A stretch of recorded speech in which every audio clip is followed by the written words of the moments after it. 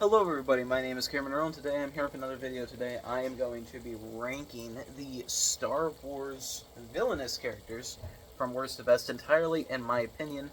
Now there might be a little bit of background noise because I am by my frog enclosure over there. Hello, Froggy. He's great. He's also really terrifying, so... So, I have not talked about Villianous for a while on this channel, and I was kind of itching to get back into that, to talk about Filmins, or to talk about Villianous, and I was like, you know what? I haven't done a ranking just based on Star Wars, although Star Wars is kind of my least favorite. There's actually, out of the 8 characters, there's half of them that I don't really like, and then the other 4 are pretty good. Yeah, we just get started right into it. This goes from my least favorite to play. This isn't a difficulty ranking. This is all completely my opinion. This is not right. This is like not the right list. This is my list. And just, if you disagree, okay. If you agree, great. If you don't, be nice about it. We're all people here. And let's get going. So, my least favorite immediately is Kylo Ren. Kylo Ren is the Gaston of Star Wars Villianous, and Gaston is one of my least favorites to play in Disney Villianous, as Kylo Ren has to move his 6 tokens to the dark side of his 3-section track, the light side, neutral side, and dark side. But they're, just like Gaston, his whole Fate deck likes to set him back, and a lot of the time, if you don't have Snoke on your board at any point, you lose, and if you do have Snoke on your board, then you just pretty much win. Because his whole game is just going back and forth and spending ambition and spending ambition and spending ambition. Kylo Ren is the most ambition-reliant... No, I want to say that. I'd say the Ninth Sister is the most ambition-reliant, but I actually think the Ninth Sister does it a lot better than Kylo Ren does. Kylo Ren is just garbage. Coming up next, I'm actually, I was kind of torn on this because 2 of these characters are pretty much the same in this game, and the one I have here is Asajj Ventress from the first set. Asajj Ventress's goal actually had me the most excited when the set came out, and because I like the idea of having to do 3 missions, but it's just not that fun. She takes a while. I think she's always like the last.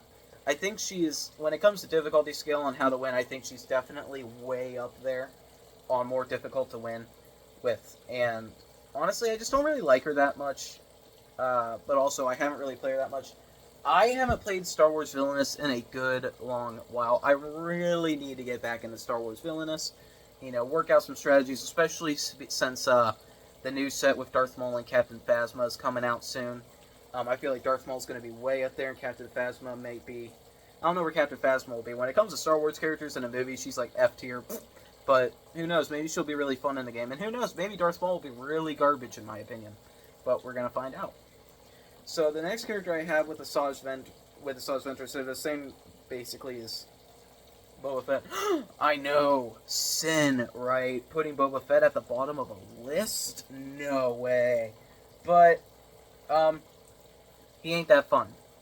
No, he is fun. He's more fun than Asajj Ventress. He also has probably the single best villain mover in Star Wars Villianous. But he's just Asajj Ventress all over again, and he has the cooler aesthetic, in my opinion, because he's Boba Fett. But when push comes to shove, he pretty much plays like Asajj Ventress, and that's what keeps him down here. Takes too long.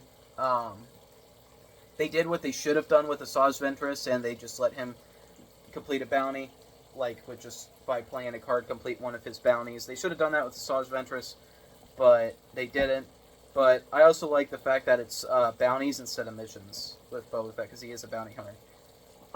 But you know what? It just kind of shows how tough being a bounty hunter can be. And finally, the last character in the bottom half of the list is Moff Gideon. And that's a shame because Giancarlo Esposito is amazing in every role he plays. He's better as Gus than he is Moff Gideon, but Moff Gideon is one of my favorite Star Wars villains simply because of Giancarlo Esposito's performance. But his performance doesn't save his performance in this game. Now, he's fun. I do like him, and I have adapted a strategy to not to just, play your cards subtly. Play cards you know you can play, but save playing Baby Yoda until your very last turn, where you can win with the, what's it called, the Mandalorian armor, and with the instant capture Grogu card. I forgot what their names were. It's been a while, man. It's been a while. Yeah, he's fun. It's just, you got a lot of clutter in your deck. Like, sure, you could play all your Dark Troopers, but what are they going to do to you if, people aren't fading you because you're scared of potentially revealing Baby Yoda? Alright, the next character I have up here, it kind of pains me to put him this low, but I'm going to do it. It's my guy, Cad Bane, my favorite Clone Wars villain, besides Count Dooku and General Grievous.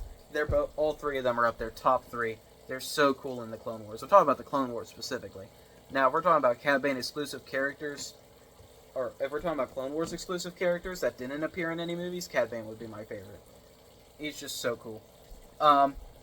But Cad Bane has that Dr. Facilier problem with being almost too easy for his own good. The problem with Cad Bane is that, you're supposed to defeat heroes with allies, place a bounty token on them, and then you take the last shot with the now it's my turn card, I think. But there's so many ways in his deck to gain a bounty, to gain a target token, and not have to do any of that. And I think it just kind of makes his gimmick kind of pointless. And I think he often wins too much, or too easily sometimes. But I still like his playstyle. Next up we have here is the Ninth Sister. Now, I'm pretty sure the Ninth Sister is the character that a lot of people hate on the most in this game, because she's really difficult to win as. I think she might be top on the difficulty scale, but she is so fun. I love trying to get all the ambition and finding the right hero. Sometimes it doesn't go in my favor, and that's a little frustrating, but it is what it is. I just really like what they did with her, especially since you don't see a small clone, like a really small TV show character, get this attention from a video game. And of course, she's not that great in the show. I don't like her in the show at all. But I think the way they tackled her is like my kind of playstyle, and it's really fun. And I've gotten strategies with her.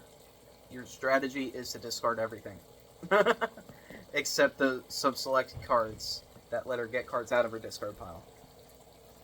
My only problem is they could have added one more of those little droid guys. That's what they could have done. Alright. In the second place spot here, I have the man, the myth, the Vader himself. Straight out the gate, Star Wars Villianous. You know that when you play Star Wars Villianous with a group of friends, one of them is immediately calling Darth Vader and being like, that's me. I'm playing Darth Vader. None of you losers get him. That's exactly how it goes. Because Darth Vader has that presence, best movie villain of all time on so many charts. He's a presence on the table, he's a presence in cinema, and they executed him perfectly in this game. So, Luke Skywalker's on his focus side, and you gotta turn him to his what's it called? I haven't played Star Wars Villianous in so long. What's his conflicted side? I was trying not to say confronted.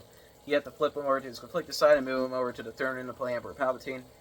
I just think that the way they did Darth Vader is just really fun. That's pretty much all I can say about him. He is an S-tier villainous character. Of all the sets, he's definitely in my tops. He's just so fun. But one character did beat him out, and that was General Grievous. Now, if you watch my rankings where I rank all the Star Wars characters, or like all the villainous characters as a whole, or just my Disney ones or my Marvel ones, you'll know that I put killing hero goals highly ranked. Always highly ranked. I don't know why I like it so much, but Scar is one of my favorites. Madame Mask has actually grown less on me. I always rated her at like the top of my list, but now she's kind of like a little bit down there because she's a little too hard to win with for my taste. Like, even as somebody who likes a challenge, like Mother Gothel's my favorite character in Disney Villainous to play as. Madame Mask is too much sometimes, but she's still one of my favorites to play in Marvel Villainous. So, but General Grievous, he does the hero. He does it even better than Scar, honestly, when it comes to execution of the defeating hero goal, because Scar has too many Hakuna Matatas in his Fate deck, but General Grievous, you can't really do much to him. I think Scar and General Grievous are teetering on the same spot in S tier. They're like tied with each other. I like them both equally. But I like the fact that you have to collect 8 lightsabers and not just defeat 8 heroes, because some heroes give you 2 lightsabers. Of course, the aesthetic is great. The way that you could be punished for fading General Grievous, trying to get just a hint of salvation from him. But you can't because he has that Trained in the Jedi Arts card. He's just so fun. But, yeah, when Star Wars Villainous Revenge at Last comes out, I'm going to play Darth Maul and Captain Phasma quite a bit. And I'm going to see where they fall on this ranking, and then I'll come out with a different ranking. Same thing with the Sugar and Spite set. When those come out, I'll play those against as many characters as I can, and I'll come out with a ranking for you. But, yeah. Dog water. Boring. Okay. Too easy. Great. Awesome.